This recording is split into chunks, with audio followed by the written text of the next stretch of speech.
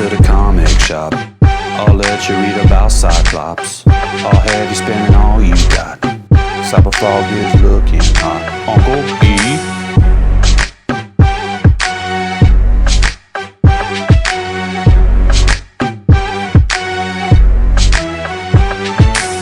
This comic book review is not brought to you by DDP Yoga, but I still want to go ahead and give a big self high five.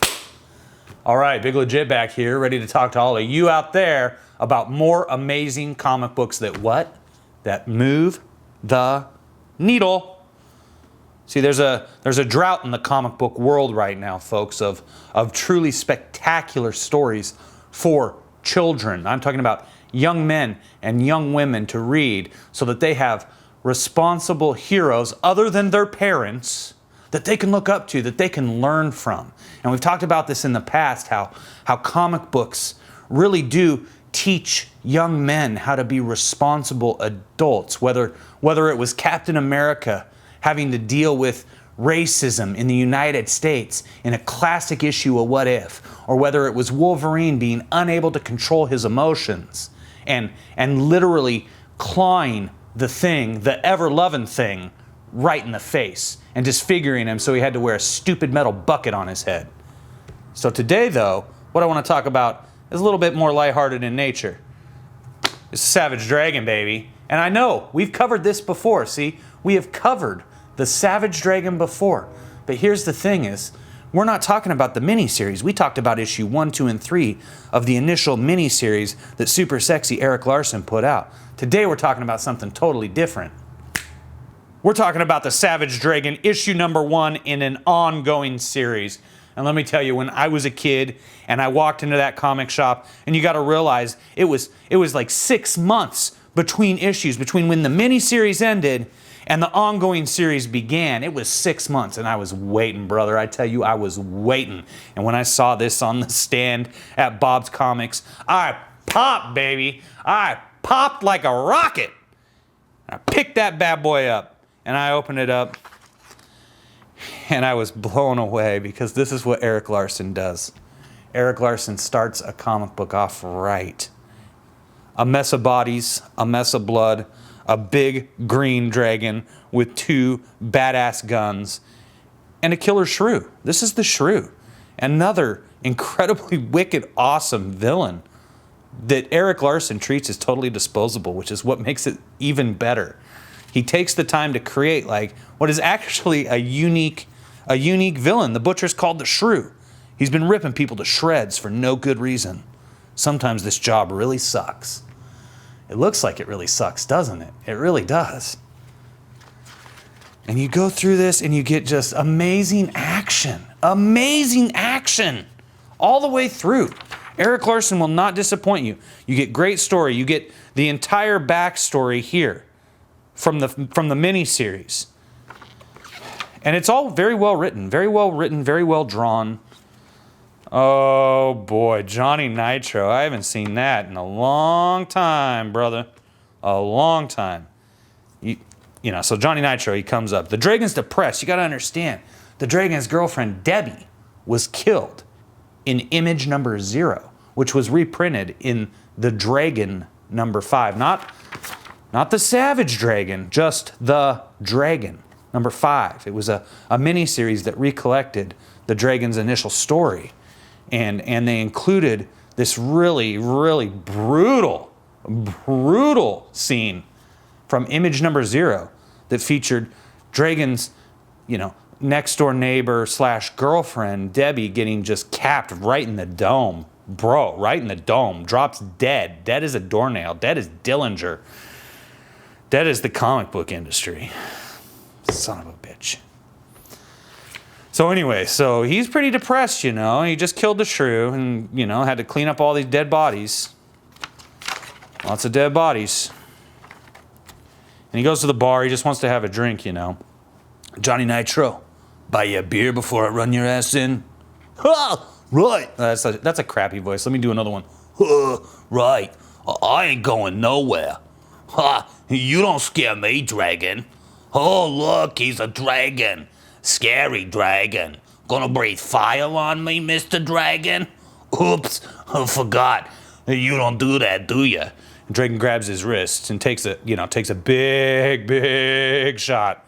Hey, whoosh! Fries him. Burnt toast, baby. Johnny Nitro. It's kind of a giveaway that the dude's name was Johnny Nitro, though, don't you think? And then, all hell breaks loose on the bar. Dragon crunching guys' faces. Another classic Erik Larsen sound. Runk. Smack. Runk and smack. Scrash. It's not crash, it's scrash. We got a whuck. We got a croom. There's a smack with 2 Ks. What do you like better, smack or smack? Tell me in the comments below. So basically, everything goes crazy. There's stuff going on in this basement. That's what I want to talk about is this comic book. You need to just, I could keep going through this. He tries to go visit Debbie's grave. You see all this amazing stuff that goes on. What? What's up there? It's Dragon X. It's Dragon X. The Black Dragons. Anyway, what I want to talk about is this entire series here.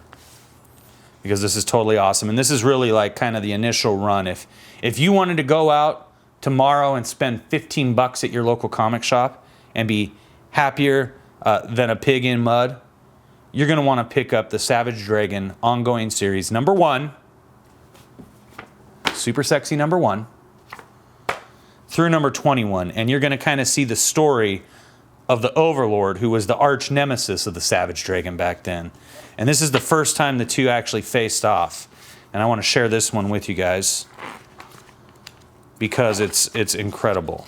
And this is an amazing story here about Lieutenant Frank Darling and the situation he's in and that he's drawn Dragon into. And it will absolutely leave you mesmerized. This guy right here could not be green. He could not have a fin on his head. He could not be a dragon. He could be a white dude named Dave from Cleveland. And you would still be fascinated by this comic book because Erik Larsen over here, not only did he ink and pencil an amazing story, he also wrote an amazing story. And I don't want to spoil it for you, but ultimately this is just splash page after splash page after splash page. It doesn't stop. And I'm not going to spoil it by spoiling the story for you because I want you to go spend $15 and pick this comic book up and read it. And if you have a 12-year-old boy or a 13-year-old boy in your family, give it to him. Don't give this to a 9-year-old, in my opinion. There's a little bit of language, a little bit of blasphemy. There's a lot of violence. Boys can deal with that. Boys can handle that. But it's the other things, that I would be more worried about.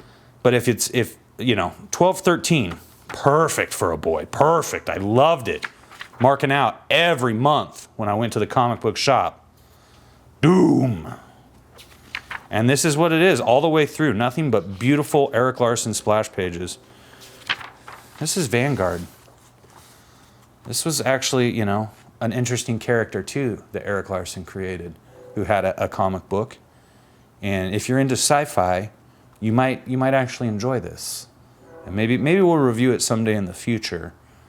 But I'm just saying, if you're into sci-fi and you never checked out Vanguard, you might want to pick up a couple issues. Anyway, and it just keeps going. Overlord just takes his hand off with this giant energy beam thing. Done. Can you believe that? That's a Scrackaroosh if I ever saw one. See, that's the blasphemy I was talking about. See, he's blaspheming. I don't find that to be appropriate in a comic book for kids. But this is not a comic book for kids. This is more a comic book for young adults, 12, 13, 14. Really would love this. Adults love it too. Don't get me wrong, but I'm just talking about when we started reading comics as kids. You know what I mean? That's what this is. This is all about is kids. This is a great story for adults too. We'll really love the Savage Dragon issue 1 through 21. Highly recommend it. And all hell basically breaks loose. Overlord kicks his ass here pretty hard. throws him off the top of the skyscraper. He falls very dramatically. Look at that great art. And he lands on a spike, of all things. He lands on a friggin' spike. How about that? And Overlord, he's just done. No sweat. You don't see any sweat on that brow. You don't see the brow. But if you did, you wouldn't see any sweat. I like the purple also. And that's it, man. Dragon's done. And this always kind of, it's kind of Christ-like to me. I always felt that this was Christ-like to me. Do you guys think so? Any believers out there? Think so? Do they see what I see right there? And here we have, Fanatics, which is a great name for a letter column. And once again, my boy Erik Larsen takes care of his fans. In the 90s, comic book creators really took care of their fans and really loved their fans. And I think it's changed with the advent of Twitter. And that's unfortunate. And I hope that we can get back to letter columns. I think that creators should have Twitters to push amazing comic books like Savage Dragon. But they should limit their interaction maybe to letter columns, because this is a really cool thing for a kid to see. To see someone with the talent of Erik Larsen. A guy that can draw amazingly well. To see him take this amount of time, we've got 1 page, 2 page, 3 page, 4 page, 5 page, 6 page, 7 page. Look at that, what a G. 8 pages. Takes the back cover. Everybody else in the industry would have put an advertisement there and an advertisement there. Erik Larsen loves his fans. So anyways, this is the first meeting of Savage Dragon and Overlord was in Savage Dragon number 7. And they don't meet again until Savage Dragon number 20. Which, opens very, very excitingly for anyone who's the age 12 or 13, who's heterosexual young man. Very exciting. Look at that. Look at those hangers. Jeez. It's the milkmaid. I love his art. I don't know what is up with all of the Malcolm X glasses that he draws on characters, but that's okay. It was the 90s. You could do that. And this one is just going to be totally awesome too, because this is a character called Vane, who obviously uses her veins to kick ass, which is super cool.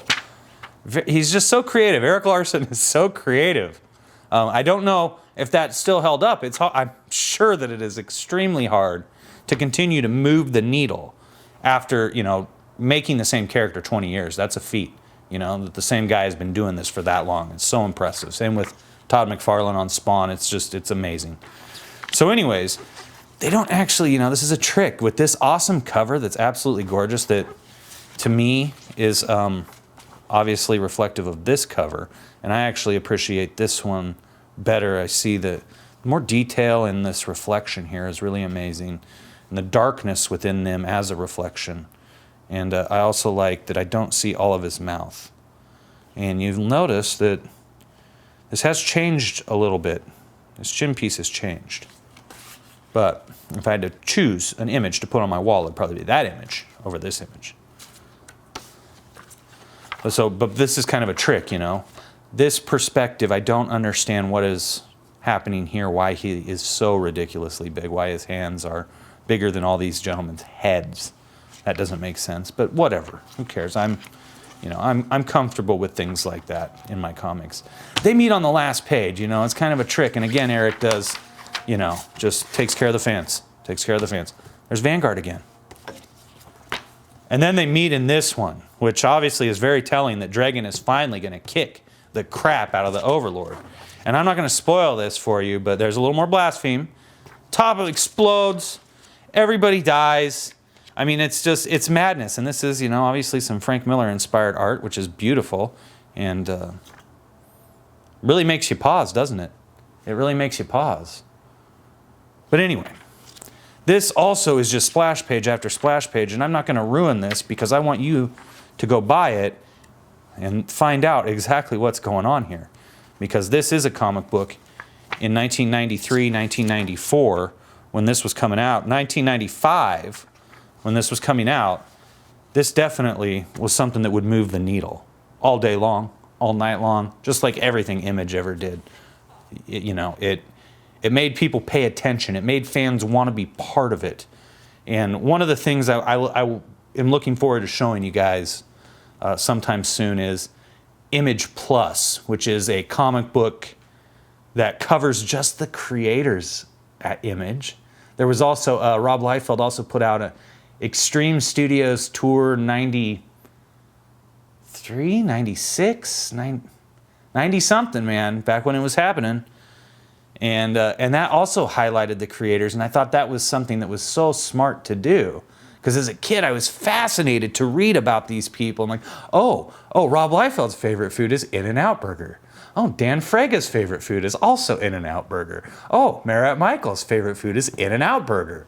How about that? What's In-N-Out Burger? We didn't have that up here in the Pacific Northwest.